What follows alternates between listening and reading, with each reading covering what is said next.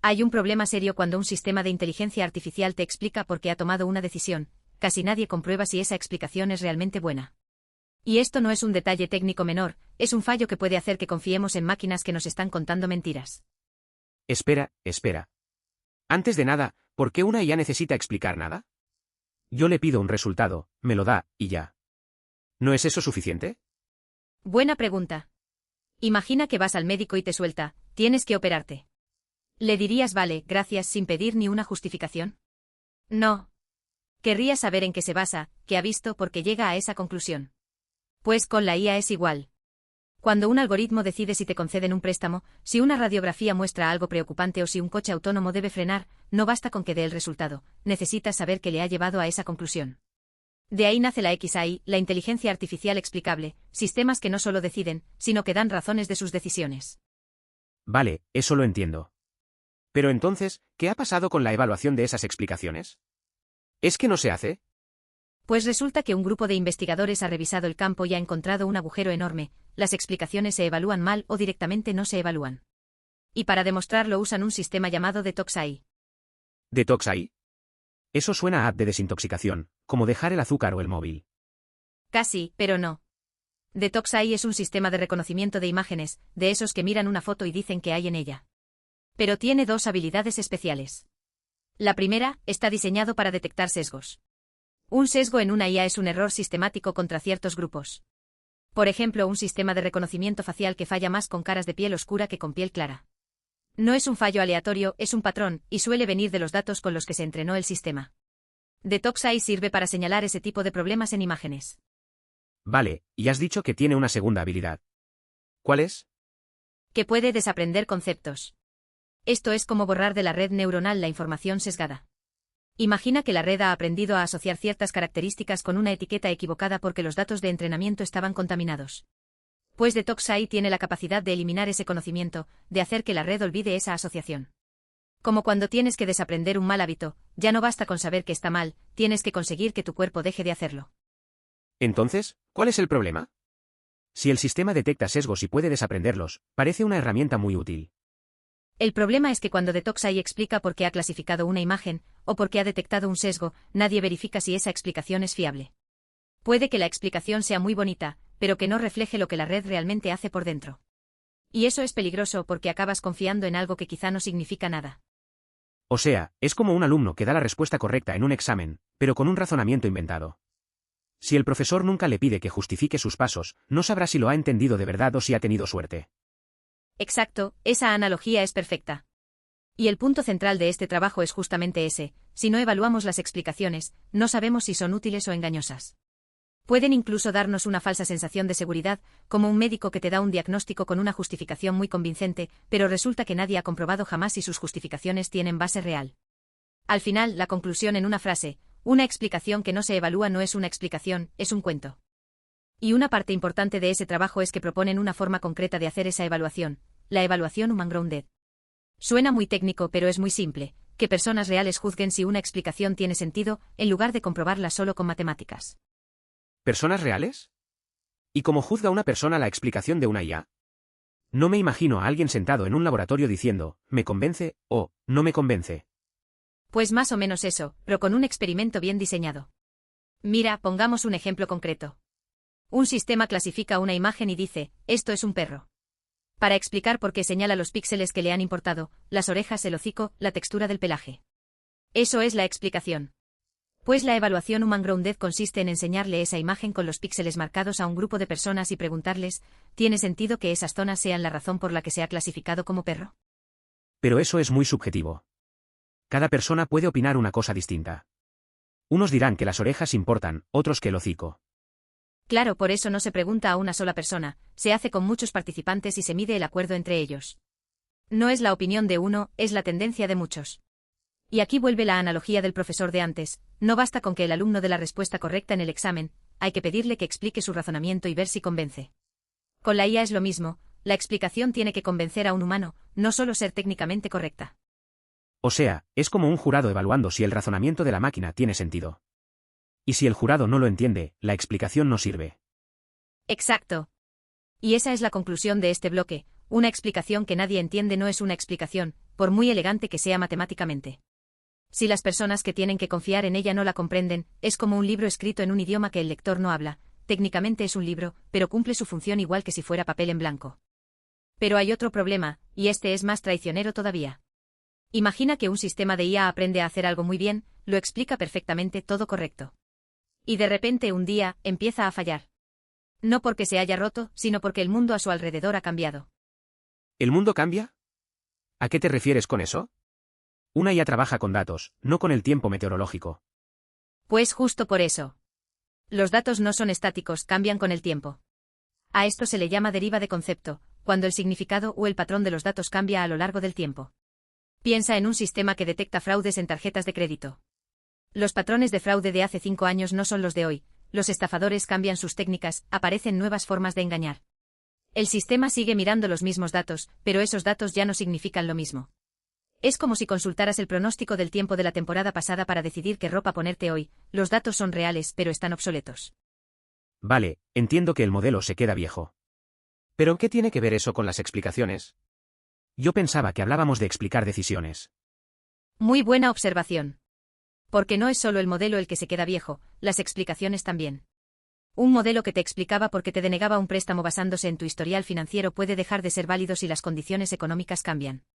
Las razones que daba hace un año ya no son las razones reales de ahora. Y aquí aparece otra herramienta, los contrafactuales. ¿Contrafactuales? Eso suena a filosofía de instituto, de las clases de ¿qué habría pasado si?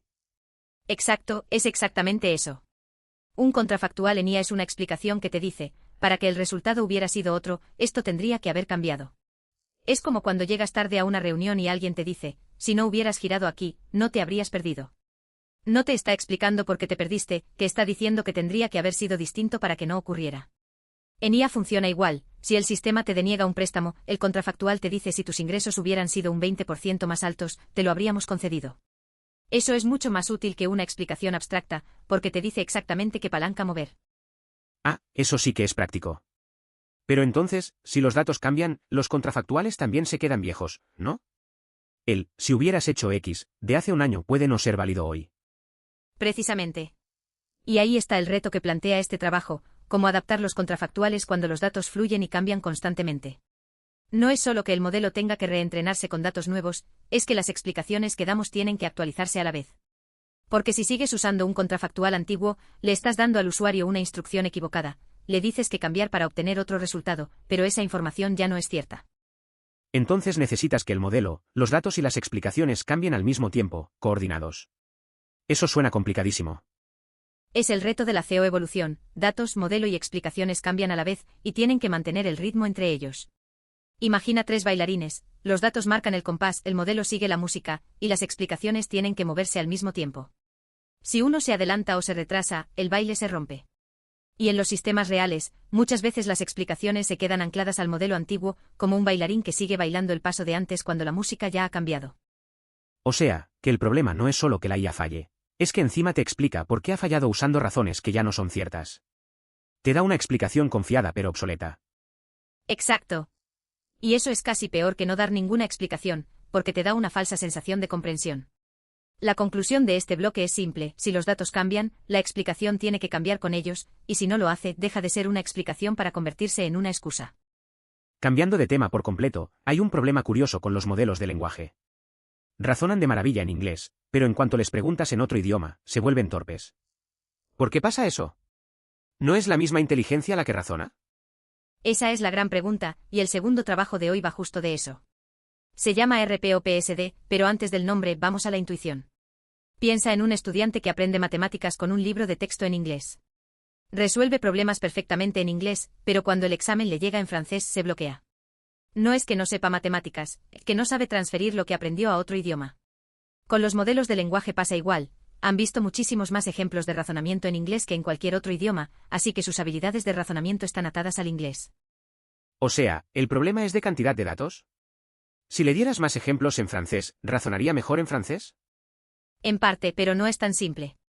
Porque no se trata solo de tener ejemplos en francés, se trata de cómo se entrena al modelo para que aprenda a razonar en francés. Y aquí entra una técnica que se llama autodestilación on policy. Suena intimidante, pero la idea es muy humana, es un modelo que se enseña a sí mismo. Genera sus propias respuestas a un problema, y luego se las muestra como ejemplo a sí mismo para mejorar. Como un estudiante que resuelve un ejercicio, revisa su propia solución, se da cuenta de sus errores, y corrige sus apuntes para la próxima vez. Vale, un modelo que se autocorrige. Pero, eso ya no se hacía. ¿Qué aporta este trabajo? La clave está en qué parte de la respuesta se usa para enseñar. Cuando un modelo genera una solución a un problema de matemáticas, en esa respuesta hay dos cosas mezcladas. Por un lado, las palabras de relleno, las frases de transición, la forma de expresarse, lo que llaman texto superficial. Por otro lado, hay decisiones clave que hacen avanzar la solución, el momento en el que decides que para resolver la ecuación primero hay que despejar la incógnita, o el paso en el que te das cuenta de que tienes que aplicar una fórmula concreta. A esos momentos críticos los llaman pivotes de razonamiento. ¿Pivotes? Como en baloncesto, el jugador que se planta y pivota para girar hacia la canasta. Me gusta esa imagen, pero te doy otra que encaja mejor. Imagina una partida de ajedrez retransmitida por televisión. El comentarista describe las jugadas, habla de la posición, cuenta anécdotas, eso es el texto superficial, las palabras. Pero dentro de esa partida hay momentos en los que un jugador decide sacrificar la reina para abrir el ataque, o mover un peón para desviar la defensa. Esas son las jugadas que cambian el curso de la partida, los pivotes. El comentarista puede hablar mucho, pero lo que de verdad importa para entender la partida son esos momentos. Pues con el razonamiento de una IA es igual, hay frases de relleno y hay decisiones que dirigen la solución. Entonces, la idea es concentrar el entrenamiento en esas decisiones clave, no en las palabras de relleno. Pero, ¿cómo sabe el modelo cuáles son los pivotes? No creo que vengan etiquetados en la respuesta. Ahí está la inteligencia del método. Lo que hacen es una especie de truco con dos versiones del profesor. Cogen el modelo y le piden que resuelva el problema en el idioma de destino, por ejemplo en francés. Después le piden lo mismo pero dándole además la solución de referencia en inglés. La diferencia entre lo que genera el modelo con y sin esa referencia en inglés marca exactamente dónde están los pivotes. Es como si le preguntaras a un alumno, resuelve este problema sin pistas. Y luego, resuélvelo otra vez teniendo la solución modelo delante. Las partes donde la segunda respuesta cambia respecto a la primera son las que de verdad importan para razonar. Ahí es donde el modelo concentra su entrenamiento. O sea, usan la diferencia entre las dos respuestas como un detector de los momentos clave. Si con la referencia en inglés el modelo cambia algo, eso significa que ese algo era un pivote de razonamiento. Exacto. Y los resultados lo avalan. Lo probaron con problemas de matemáticas en 17 idiomas, desde el alemán hasta el japonés, y con distintos niveles de dificultad. El método superó a los sistemas base y a otras variantes de autodestilación que no distinguían entre texto superficial y pivotes. Además, al analizar en qué token se concentraba el entrenamiento, confirmaron que el modelo ponía el foco en las decisiones de razonamiento y en las actualizaciones del estado del problema, y le quitaba importancia a las palabras que solo sirven para dar forma a la frase. Y dime, ¿por qué funciona esto en otros idiomas? ¿Qué tiene que ver el inglés con que el modelo razone bien en francés? Porque los pivotes de razonamiento son universales, la decisión de despejar una incógnita o de aplicar una fórmula es la misma en cualquier idioma. Lo que cambia entre idiomas es la ropa, las palabras con las que se viste esa decisión. El método enseña al modelo a reconocer y producir esos pivotes en el idioma de destino, en lugar de intentar traducir toda la forma de razonar desde el inglés. Es como si en lugar de enseñarte a tocar la guitarra dándote una canción en inglés, te enseñaran los acordes y el ritmo directamente y luego tú los aplicas con la letra que quieras. La intuición final es simple, si entrenas al modelo en lo que de verdad importa para razonar, y no en el envoltorio lingüístico, el razonamiento viaja mucho mejor entre idiomas. Entonces, la frase para llevarse sería: no hace falta enseñar a la IA a decir las cosas bonitas en cada idioma, hay que enseñarle las jugadas maestras. Y esas se entienden en todas partes. Exacto, eso es. Los pivotes son el ajedrez y las palabras son solo el comentarista. Y cuando el modelo aprende a distinguir entre ambos, razonar en 17 idiomas deja de ser un imposible. Y ahora pasamos a un problema distinto pero igual de fascinante, los sistemas agénticos. Un sistema agéntico es una IA que no se limita a responder preguntas, sino que actúa sola para lograr un objetivo. Imagina un asistente que tiene que reservarte un vuelo, busca vuelos, compara precios, comprueba fechas, rellena formularios, paga. Todo eso sin que tú intervengas. O un agente que escribe código para una aplicación, lo prueba, lo corrige y lo vuelve a intentar. Son sistemas que toman muchas decisiones seguidas, como un robot que va moviéndose por una casa haciendo tareas. Vale, entonces cada paso que da ese agente forma una secuencia larga de acciones. ¿Y cómo se llama esa secuencia? Se llama trayectoria, la lista completa de pasos que el agente va dando desde que empieza hasta que termina. Y aquí está el problema, en trayectorias largas, un fallo pequeño al principio puede arruinar todo el resultado final. Es como cuando montas un mueble de IKEA, si te equivocas al colocar la primera balda, al final te sobran piezas y el mueble se tambalea. El error inicial se propaga y cada paso siguiente se construye sobre un error. A eso se le llama error en cascada. ¿Y no se puede simplemente mirar el último paso y ver dónde falló? Quiero decir, si el resultado final está mal, el error tiene que estar al final, ¿no? Esa es la intuición natural, pero es engañosa. Porque el error que ves al final suele ser solo la consecuencia de algo que pasó mucho antes. El agente pudo tomar una decisión equivocada en el paso 5, y todos los pasos siguientes son intentos de arreglar o de seguir adelante con esa decisión errónea. El resultado final está mal, sí, pero la causa está en el paso 5, no en el paso 50. Y hay otro problema añadido: en una trayectoria fallida suele haber varios errores locales. No todos son igual de importantes, algunos son desviaciones menores que no afectan al resultado, y solo unos pocos son los responsables reales del fallo final. Distinguir entre el error que importa y el que no es muy difícil. O sea, es como una partida de ajedrez donde pierdes, puedes haber hecho varias jugadas dudosas, pero solo hay una o dos que realmente te han costado la partida. El resto son errores menores que no cambiaron el desenlace. Exacto, esa es la idea. Y además, en trayectorias largas, la evidencia para juzgar un paso concreto puede estar dispersa. Para saber si el paso 5 fue un error, a veces necesitas información del paso 20, o una instrucción del principio que se contradice con lo que hizo el agente. Es como investigar un accidente de coche. El testimonio del conductor no basta, tienes que revisar las grabaciones de varias cámaras, los datos del vehículo y las condiciones de la carretera para saber qué ocurrió realmente. Entonces, ¿qué propone este trabajo? Porque supongo que no se limitan a decir, es difícil. Proponen un sistema llamado Track Debug, que se encarga de rastrear el ciclo de vida de cada error. La idea es seguir cada error desde que aparece hasta que se resuelve o se queda sin resolver, y así determinar cuál ha tenido un impacto real en el resultado final. Para manejar la longitud de las trayectorias, comprimen el historial en varios niveles de detalle. Es como si en lugar de leer los 50 pasos enteros, pudieras tener un resumen general y luego ir ampliando solo las partes sospechosas. Y para identificar errores, buscan evidencia concreta: si un paso contradice una instrucción, o si una observación del entorno no encaja con lo que el agente hizo, eso es un indicio de error.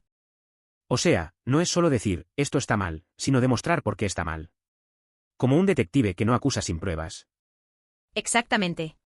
Y para probar que funciona, construyeron un conjunto de datos llamado Tracker Bench, 486 trayectorias fallidas anotadas a mano por humanos. Están marcadas con el paso exacto donde está el error crítico, para poder comprobar si los sistemas de detección aciertan.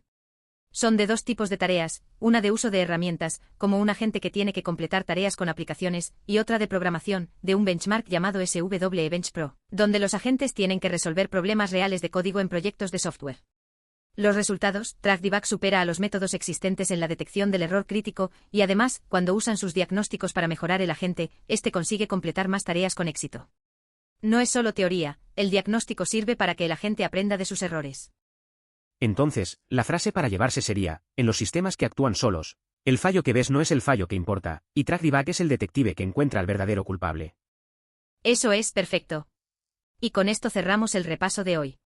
Si tuviera que resumir las tres ideas en una frase cada una: las explicaciones de la IA no valen nada si nadie las evalúa. Para razonar en otros idiomas, hay que entrenar las jugadas clave, no el envoltorio de palabras, y en los agentes largos, hay que buscar el primer dominó que tumba todo lo demás, no el último.